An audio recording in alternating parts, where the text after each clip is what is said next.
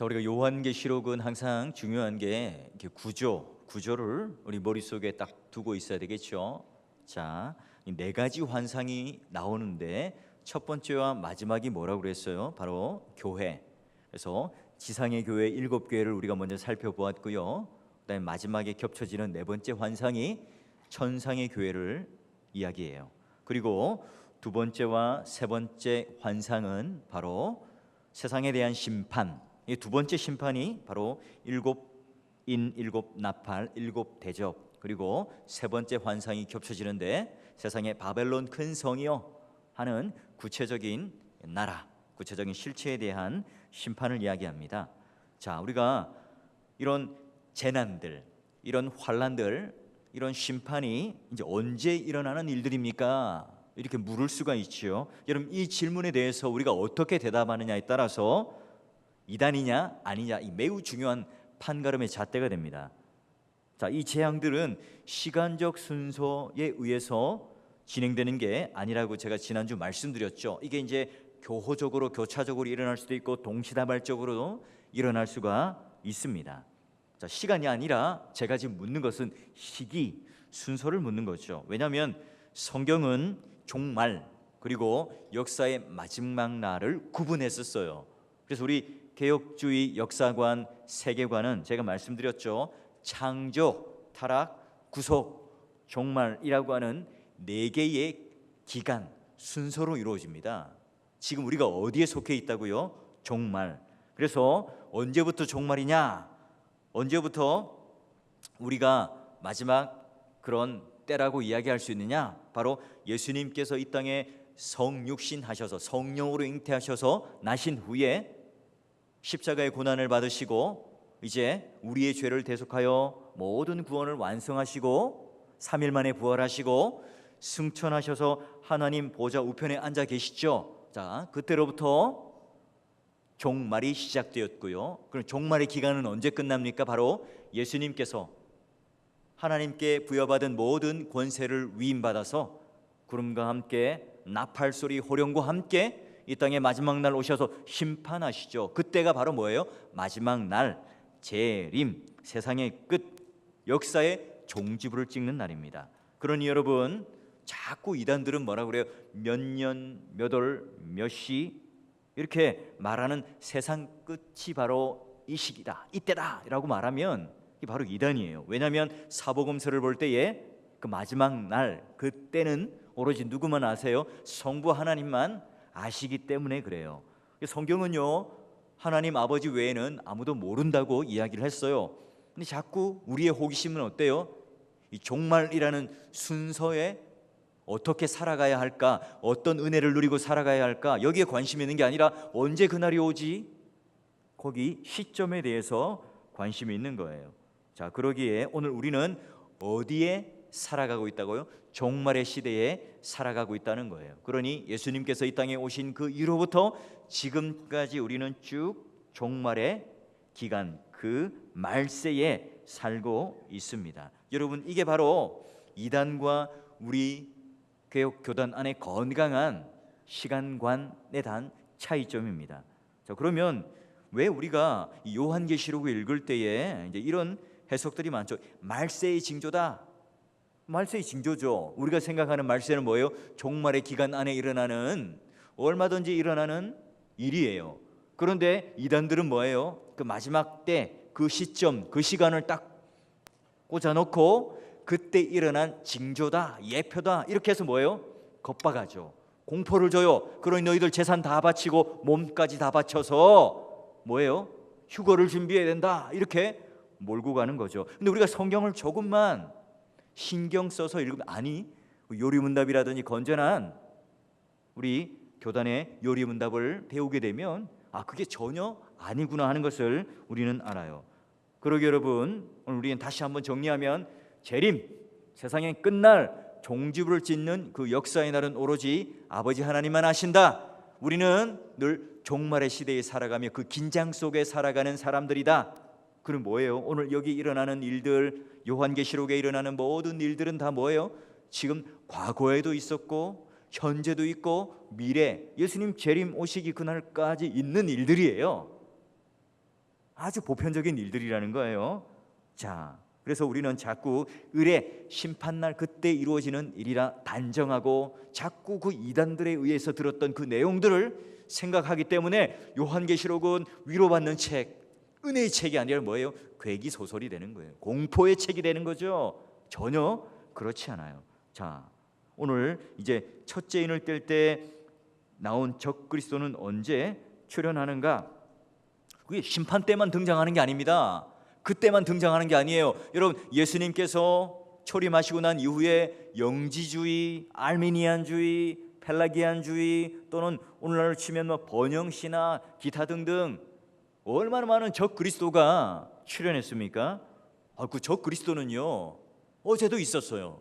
오늘도 있습니다. 지금도 신천지 열심히 포교 활동을 하겠죠. 내일도 있을 존재라는 거예요. 여러분, 둘째 인에 관해서도 마찬가지예요. 둘째 인도 딱 떼었을 때 이게 뭔 장래 일이거나 그날에 이루어지는 일이 아니라 과거에도 있었고요, 지금도 있고요, 4월 교회에도 또는 우리가 사는 삶의 현장에서도 피할 수 없는 하나의 심판이라는 겁니다. 그게 바로 오늘 우리가 피할 수 없는 현실 속에 있는 문제도. 그래서 우리는 종말의 시대, 그 순서에 살고 있습니다. 자, 그렇다면 그런 우리가 좀 개념, 그런 기본적인 시간관, 역사관, 성경을 보는 틀을 가지고 오늘 말씀 안으로 한번 들어가 볼 텐데요, 제가 한번 읽어볼 테니 여러분 한번 머릿속에 그림을 그려보세요. 둘째 인을 떼실 때에 내가 들으니 둘째 생물이 말하되 오라 하니 이에 다른 붉은 말이 나오더라. 그 탄자가 허락을 받아 땅에서 화평을 제하여 버리며 서로 죽이게 하고 또 큰 칼을 받았더라. 자, 우리 주님이 둘째 인봉을 떼셨습니다. 여러분, 말의 색깔이 무슨 색깔이죠? 붉은 말. 지난번에는 무슨 색깔이었죠? 흰말, 백말, 그죠? 자, 여러분, 붉은 색깔 하면 머릿속에 떠오르는 이미지가 뭐예요? 공산당, 우리 어릴 때 보면 포스터 그리면 북한은 무조건 빨간색, 남한은 파란색으로 그렸잖아요. 그리고 2002년 여러분 한일 월드컵 기억하세요? 대한민국 다 잊어버리셨네. 예, 제가 민망하네요. 자, 그리고 또 우리 이제 일본 새누리당 뭐 이런 것들이 생각날 거예요. 자, 이게 이제 우리가 세상적으로 가지는 색깔에 대한 이미지예요. 그럼 성경이 말하고 있는, 좀 성경을 읽으신 분이라면 붉은색 하면 어떤 게 생각나요?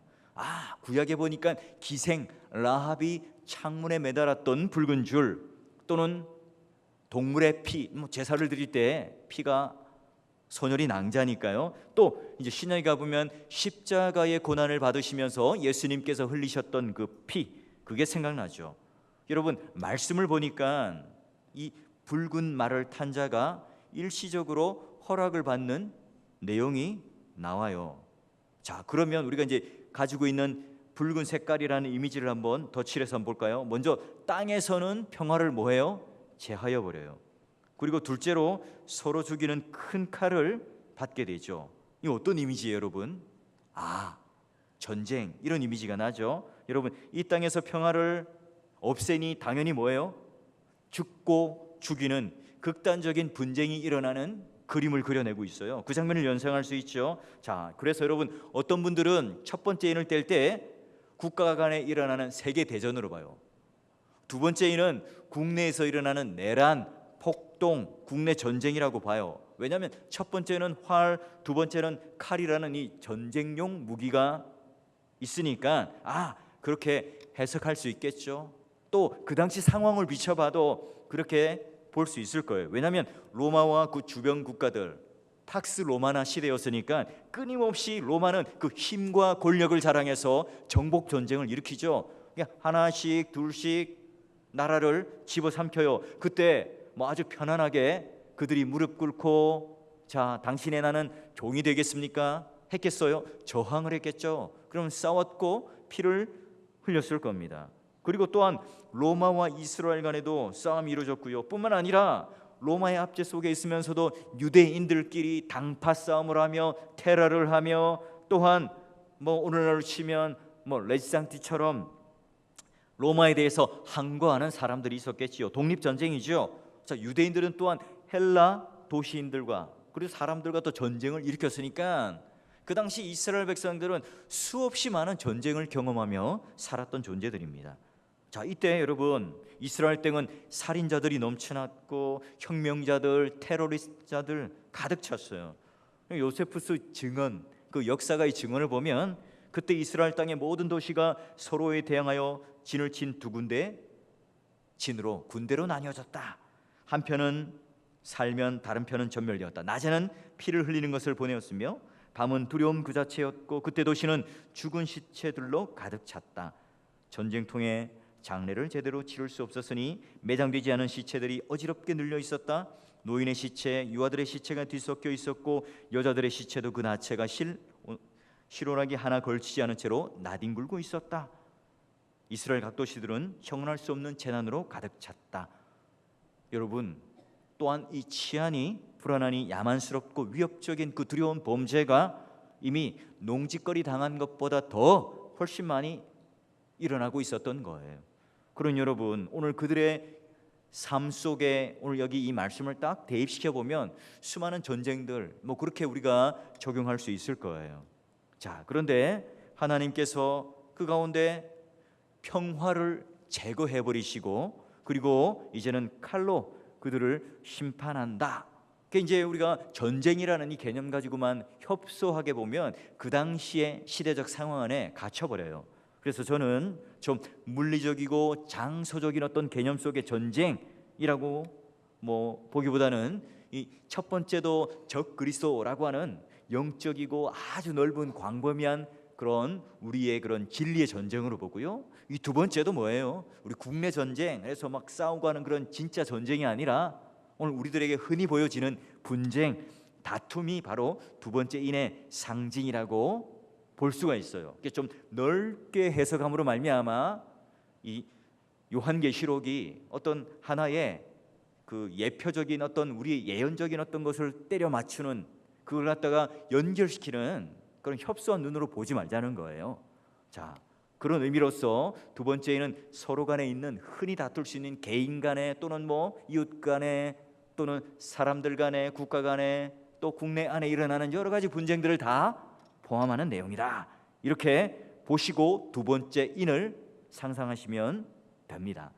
여러분, 우리가 그 나쁜 그리스도인이라고 하는 책이 있어요. 그게 오늘날 교회가 형편없이 비판받고 있다. 말하자면 세상이 교회를 걱정하는 내용, 그 관점으로, 그러니까 세상에서 교회를 바라보는 객관적인 관점으로 비판하는 내용의 책이에요. 자, 거기는 뭐예요? 굉장히 이 부정적인 요인들에 대해서 많이 아는데 주된 내용이 뭐냐면 이런 거예요. 그리스도인들의 분쟁, 교회 안에 이 싸움이 세상 사람들이 걱정하게 만들고 불편하게 만든다고 얘기해요. 여러분, 요즘 그렇죠. 우리 한국 교회가 이름 있는 대형 교회들이 후임 목사님이 연결되는 그 과정 속에서 연착륙하는 경우가 아주 드물어요. 수많은 추문과 소송이 지금 난무하고요. 그리고 여러 가지 분열과 다툼 속에 서로가 생채기를 앓고 있습니다. 언니들 여러분, 이런 농담조 얘기를 들어보셨어요? 전철 안에서 승객들이 막 싸우고 있었습니다. 이때 옆에 있던 할아버지가 대뜸 소리치는 게 뭐냐면, 야 이놈들아, 여기가 예배당인 줄 알아? 싸우게? 자, 이런 농담이 회자될 정도죠. 자, 여러분, 그런 분쟁이 오늘 교회 안에 너무나 흔한 모습으로 세상 사람들 눈에 비춰지고 있다는 사실이 참 가슴이 아픕니다. 그러면 여러분, 오늘 이런 이미지가 어디서부터, 마태복음, 고린도전서 몇 군데를 좀 찾아보면서 우리가 여기에 대한 정확한 성경적 의미를 한번 드러내 보려고 그래요. 자, 우리가 마태복음 24장 4절에서 8절까지 말씀이 뭐예요? 감람산 강화, 종말의 때에 일어날 징조 일에 대해서 예수님께서 미리 말씀하신 게 있어요. 우리 한번 찾아보실까요? 한번 찾아보셔서 함께 읽도록 하겠습니다. 한번 찾아보세요. 여러분, 그 금요일 날 저와 함께 찾아보시는 성경 구절은 꼭 메모해 놓으시고 그걸 꼭 기록해 놓으세요. 그럼 나중에 해석을 할 때 도움이 될 겁니다. 함께 읽습니다. 예수께서 대답하여 이르시되 너희가 사람의 미혹을 받지 않도록 주의하라. 많은 사람이 내 이름으로 와서 이르되 나는 그리스도라 하여 많은 사람을 미혹하리라. 난리와 소문을 듣겠으나 너희는 삼가 두려워하지 말라. 이런 일이 있어야 하되 아직 끝은 아니니라. 민족이 민족을 나라가 나라를 대적하여 일어나겠고 곳곳에 기근과 지진이 있으니 이 모든 것은 재난의 시작이니라. 아멘. 그죠? 적그리스도가 나오고 그리고 이제 전쟁이 나오고 있죠. 이 그림이 그대로 그려지고 있어요. 여러분, 그래서 미혹하는 자는 바로 적그리스도. 근데 아직 끝이 아니라 그래요. 그러니 뭐예요? 종말, 말세라는 순서라는 거예요. 세상 끝 심판, 그 재림과 여기 마태복음도 분명히 구분하고 있는 겁니다. 자, 그래서 오늘 말세에 일어나는 일들이 적그리스도가 출현하고 만인과 만인이 투쟁하는 그런 싸움과 분쟁이 일어난다는 거예요. 여러분, 예수님께서 우리들에게 미리 말씀하여 주시는 게 뭐예요? 너희들 심장마비 걸리지 말고 우왕청심은 하나 딱 먹고, 자, 사탄이 가장 즐겨 쓰는 전략적 전술적 무기가 뭐라 그래요? 분쟁이라고 그러는 거예요. 분쟁. 여러분, 지금 전 세계가 오늘도 보니까 프랑스에 보니 테러리스트가 총기를 난사해서 80여 명이나 죽었더라고요. 이게 바로 테러와 공포를 느끼게 하는 이 불안들, 나라와 나라 사이, 그리고 사용자와 노동자 사이, 또 백인과 흑인, 인종, 그리고 상류층과 하층민, 여러분, 이런 계급 사이 이면에 뭐가 장난질해요? 사탄이, 그 어둠의 권세를 잡은 자들이 장난질을 하고 있죠. 매스컴에 회자되었던 교육부의 어느 고위 공무원의 그 말, 국민을 향해서 뭐라 했던 그 발언으로 우리 모두가 다 공분을 일으켰잖아요. 여러분, 이게 정상적인 사람이 할 수 있는 발언이 맞습니까? 아니잖아요. 분명히 그건 오늘 우리들에게 가장 강력한 무기를 가지고 주는 평화를 제하여버리고 칼을 들고 해야 하는 그런 모습이 너무나 확연하게 드러나는 거예요. 여러분, 이것이 바로 분쟁의 궁극적인 원인이죠. 자꾸 갈라내고 분열시키고 서로 찌르고 후비고 무너뜨리는 그 분쟁, 이게 오늘 사탄이 쓰는 전략이에요. 뭐 교회가 부흥돼도 뭐 더 좋아요. 사람들이 북적거리면 더 좋아요. 거기다가 분쟁과 분열의 씨앗을 심어놓으면 아무리 큰 교회라도, 아무리 기초가 튼튼하더라도 그냥 흔들릴 수밖에 없어요.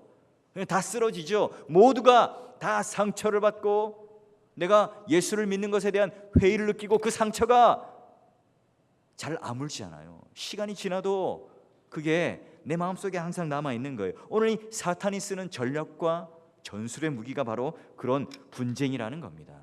뭐예요? 마태복음에 이미 예수님께서 그 종말의 시대 때 너희들에게 이러한 일이 있을 거라 우리들에게 알려줍니다. 여러분, 또 하나, 오늘 이 교회의 분쟁, 우리 교회 내부안을 볼까요? 교회 공동체 안의 그 분쟁을 대표하는 교본서, 뭐 안 좋은 교본서죠. 반면교사입니다. 어디입니까? 바로 고린도 교회죠. 자, 이제 우리 고린도 교회로 한번 넘어가 봅니다. 고린도 전서 11장 17절 19절 말씀을 한번 보실까요? 한번 찾아보세요. 예. 자, 함께 읽어봅니다. 내가 명하는 이 일에 너희를 칭찬하지 아니하나니 이는 너희의 모임이 유익이 못되고 도리어 회로움이라.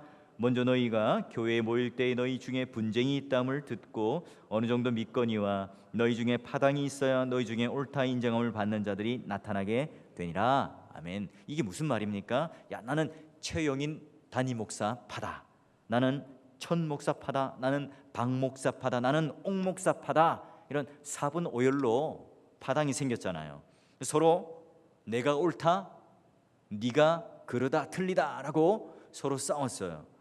그리고 그 옳다함을 인정받기 위해서는 상대방의 허물과 약점을 끝까지 물고 늘어지는 그런 일들이 보였습니다. 그러니 야, 너희들 교회라는 이름을 가졌지만 칭찬할 수 없구나. 교회라는 이름을 가졌지만 오히려 그게 더 해가 된다. 너희 중에 파당이 있어. 너희 스스로 옳다 인정함을 받기 위해서 다른 사람들을 해하고 분열시키는 것, 이거는 아니야. 교회의 모습이 아니야. 교회라는 이름을 가졌지만 그건 교회라고 할 수 없단다. 이게 바울이 꾸짖고 있는 거예요. 여러분, 그런데 참 재밌는 게 뭐냐면 바울이 이 소식을 듣고, 그리고 그 문제가 있다는 이야기를 듣고, 그리고 수많은 은사들과 나타나는 실력들을 가지고 서로 또한 자랑질하고 싸운다는 이야기를 듣고, 그리고 교회 안에 일어나는 간음과 여러 가지 문제들을 다 듣고 나서도 어떻게 편지의 첫 말비를 쓰냐면 이렇게 되어 있어요. 고린도서 1장 2절에 보면 제가 한번 읽어 드려볼게요. 고린도에 있는 하나님의 교회 곧 그리스도 예수 안에서 거룩하여지고 성도라 부르심을 받은 자들과 또 각처에서 우리 주 곧 그들과 우리 주 대신 예수 그리스도 이름을 부르는 모든 자들에게. 여러분, 지금 이 고린도 교회의 상황과 그리고 그 모든 행위들을 볼 때에 여러분 이렇게 표현하는 게 맞습니까? 전혀 안 어울리죠. 그러기에 오늘 이 그리스도 그리고 교회 그 이름을 가졌지만 오히려 너희들이 모여서 이렇게 서로 싸움질한다면, 분쟁을 한다면, 그 약점을 붙들고 해함을 가지게 된다면, 교회 안에 분쟁과 분열을 가져오게 되는 그 씨앗이 된다면, 교회라는 이름을 가졌지만 오히려 그 교회는 해로운 것이다 라고 충격적인 진단을 내려요. 왜요? 바울은 애끓는 마음으로 그래서 고린도전서 1장 10절에 이렇게 말을 합니다. 형제들아, 내가 우리 주 예수 그리스도 이름으로 너희를 권하노니 모두가 같은 말을 하고 너희 가운데 분쟁이 없는 같은 마음과 같은 뜻으로 온전히 합하라. 이게 바울의 마음이었죠. 그리고 이제 우리가 11장 그렇게 꾸짖은 다음에, 너희들이 그렇게 파당이 있은 다음에 바울은 어떻게 주제를 바꾸자면 고린도전 11장 20절 이후면 쭉 우리 낯선 본문이 아니에요. 뭐죠? 바로 성찬에 관한 교훈이 이어서 덧붙여져 나오죠. 분열과 성찬이 어떤 의미가 있을까? 자, 이게 바로 사도 바울이 그들에게 너희들이 분열하는 그것과 함께 성찬이라는 처방을 내려줘요. 여러분, 초대교회 당시의 애찬, 우리 식사와 성만찬, 이게 구분이 또렷하지는 않았죠. 그래서 11장 20절에서 23절까지 쭉 말씀을 읽어보면 뭐 대충 이런 내용이에요. 당시에 교회 예배당이 없었죠. 그러니 뭐예요? 이제 가정, 집에서 모입니다. 또는 뭐 다락방에서 모였겠죠. 오늘날 말하면 좀 중산층 이상의 부유한 집, 좀 넓은 집을 가진 그런 데서, 평수가 좀 그래도 여유 있는 집에서 사람들이 모였어요. 그 집은 보통 내실과 뜰과 이렇게 좀 구분이 되죠. 여러분 좀 사시는 분들 어때요? 그죠? 저희 거실도 좀 있고 방도 여러 개 있잖아요. 그죠? 모르는 척하지 마시고 고개를 끄덕거려 주세요. 자, 그런 것처럼 그 당시 때도 좀 여유 있는 분들이 그렇게 집을 내놓고 함께 모였어요. 자, 그래서 집회에 오는 순서대로 내실에 앉았겠죠. 자신의 집을 집회 장소로 제공하는 분들은 여유가 있었으니까 아무래도 내실에 앉았을 거고요. 그러니 또한 늦게 오는 또 바깥에 계시는 분들은 좀 살기가 형편이 좀 어려운 분들 아니었겠어요? 정말 하루하루 벌어먹고 살기 힘든 분들이, 빈궁한 사람들이 모였어요. 근데 그렇게 하루 종일 고된 노동을 하다가 왔는데 너무나 배가 고파 죽겠는데 시간에 조금 늦게 왔는데 어떻게 돼요? 먹을 게 없는 거예요. 생업을 하다 보니까 형편이 어려운 사람들이니까 이미 안채는 사람들이 다 차버렸죠. 그래서 여러분, 가난한 자들은 뭐예요? 상대적인 박탈감, 소외감, 이런 것들을 느끼고 있었던 거예요. 그 교회 안에 갔지만 교회 안에 평등을 누릴 수 없었고, 교회 안에 참된 샬롬을 누릴 수 없었고, 교회 안에서 그리스도의 몸을 나누고 있는 그 식사의 현장 속에서 그들은 오히려 더 배신감을 느끼고 있었던 거예요. 그게 바로 교회 문제의 뿌리였습니다. 바울은 이런 꾸지람이죠. 야, 너희들 먹고 마실 때가 여기밖에 없느냐? 차라리 너희들 집에서 배불리 먹고 와라. 이 가난한 자들에게 시비와 원망과 상처가 있는 게 정당한 일인가? 그것이 교회라고 할 수 있는가? 그리스도 이름으로 모인 교회라고 하지만 빈궁한 자들을 부끄럽게 하는 것은 오히려 교회를 업신여기는 것이고 주님의 얼굴에 침을 뱉는 거란다.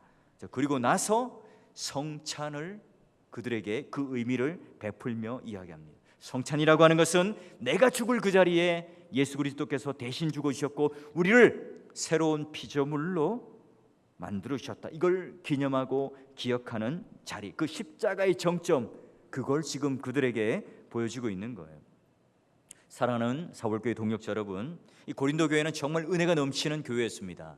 정말 은사가 넘치는 교회였죠. 그러나 나는 무슨 파고 나는 능력이 있다 이런 자랑하기 시작하면서 분열이 되었고 분쟁이 시작되었죠.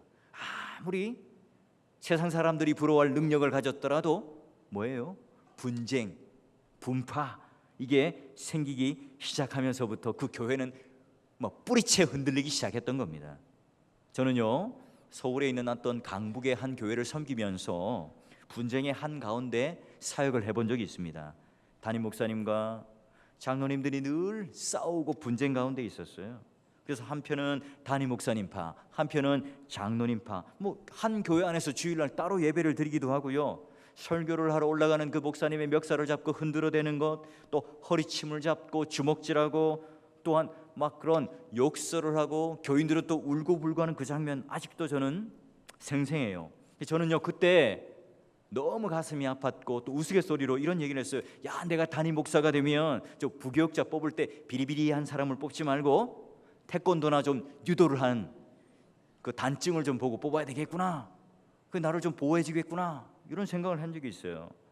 여러분, 저는 목사로서 교회로 출근하는 것이 늘 지옥과 같았습니다. 담임 목사님이 부재 중이니까 설교할 기회가 많았잖아요. 수요일 주일날 서게 되면 청중들을 보기가 힘든 거예요. 얼마 전까지만 해도 그런 모습들이 막 투영되니까 죽을 맛이었죠. 그래서 그래, 주님 한 분만 앉아 계신 거야, 이런 생각을 하면서 늘 강단에 서야 했어요. 그러니 저는 여러분, 누구보다도 교회의 분열, 다툼, 분쟁이 얼마나 아프고 고통스러운 건지 저는 경험을 해서 정말 잘 알죠. 맞아요, 여러분. 교회의 아픔, 교회의 분열, 분쟁, 그 잘못의 90%는 누구에게 있을까요? 바로 목회자인 저에게 있죠. 목회자의 실수, 허물과 그 연약함 때문에 걷잡을 수 없는 그런 분쟁의 소용돌이에 들어가는 것, 그게 가장 큰 원인이에요. 우리를 자꾸 감상주의적인, 낭만주의적인 그런 시선으로 우리를 보지 말아야 돼요. 우리는 그죠? 부패했고 우리는 하나님으로부터 너무나 멀리 떨어져 있는 존재라는 사실을 한시도 잊어서는 안 돼요. 그래서 우리 마음에 늘 그 지긋지긋한 죄의 악취가 늘 뿜어져 나온다는 이 사실을 부인할 수가 없습니다. 그래서 속임수, 술수, 시기, 질투, 살인, 간음, 분쟁, 다툼, 이런 죄악의 열매를 가만히 내버려 두면 맺을 수밖에 없는 존재라는 사실을 우리는 알아야 돼요. 그때마다 우리는 어떻게 해야 됩니까? 시시비비를 통해서 내 옳음을 나타내기 위해서 상대방을 죽이는, 그리고 그 분열 가운데 내 목소리를 내고자 하는 것에 대해서 인정받고자 할 때 어떻게 됩니까? 바로 그 교회는, 그리고 그 사람은 진리를 아는 사람의 자태가 아니겠죠. 오늘 말세를 살아가는 우리들에게 가장 소중한 가르침은 바로 교회는 정말 부흥의 그런 잣대가 뭐냐? 바로 오늘 우리 안에 이 진리와 그 은혜가 풍성하게 넘쳐서 나의 유익과 나의 욕심을 채우기 위해서 교회의 질서를 깨고 교회의 우선적 가치를 깨치려고 한다면 그건 분쟁을 일으키는 사탄이에요. 오늘 붉은 말을 타고 나타나서 손에는 성경과 진리가 아니라 화평을 제거하고 큰 칼을 든 자로서 나도 모르게 교회에 가장 멀리 있는 자로 서게 될 가능성이 있다는 거예요. 그렇게 되지 않기 위해서는 어떻죠? 목사인 저로부터, 또 여러분 당회 또는 여러 교회 지도자로부터 이런 분쟁을 막고 이단을 막아내는 그 방법이 뭘까요? 개혁교회 전통을 바로 따르는 거예요. 바른 진리, 성경 말씀, 요리응답을 함께 공부하며 같은 시선, 같은 해석학적인 뜻을 가지며, 그리고 건전한 토론 문화를 하며 소통을 할 때에 그 교회는 바르게 서가죠. 건강하게 서가요. 그리고 오늘 그리스도와 함께 한 몸이 되는 건강한 성찬의 떡과 포도주를 함께 먹고 마심으로 말미암아 우리 교회 안에 붉은 말을 탄 자, 큰 칼을 휘두르는 자가 교회를 휘젓지 않도록 우리는 막아낼 수 있는 겁니다. 여러분, 제발 4월 교회는 큰 소리 치는 일, 고집 부리는 그 일로, 분쟁하는 일로 우리는 더 이상 상처받으면 안 됩니다. 제가 익명의 편지를 몇 통 받았어요. 그야말로 이름이 없으니까 누가 보냈는지 모르죠. 제가 거기에 답변하고 싶은데 뭐 설교 시간에 이야기할 수도 없고 일일이 내가 말할 수가 없어요. 여러분, 그게 분명히 자신의 뜻이라면 저를 찾아오시든지 아니면 서기 장로님 찾아오세요. 그리고 여러분, 저를 보면서 마음에 안 드는 게 있잖아요. 불편한 게 있으면 어때요?